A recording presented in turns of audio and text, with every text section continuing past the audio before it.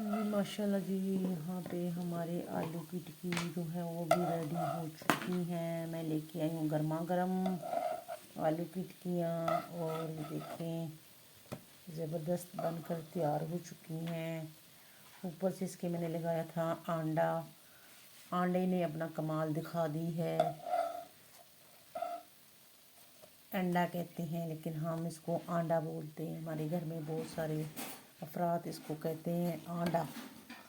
तो आंडे वाली टिक्की लगा दी हमने, आलू वाली बनाई। यहाँ पे टिक्कियाँ गरम गरम धुआं निकल रहा है, देख लें। यहाँ मैंने बनाई है जी पुलाव। माशाल्लाह ज़बरदस्त पुलाव मैंने बना ली है।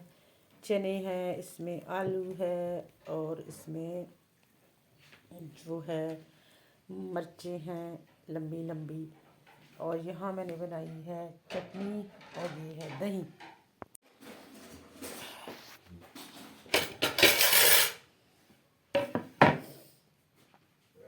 ये लीजिए, हमने पुलाव बनाई थी, बीफ, आलू और इसमें चने, यानी कि वेजिटेबल मिक्स करके इसमें हमने पुलाव में बनाई है। माशाल्लाह।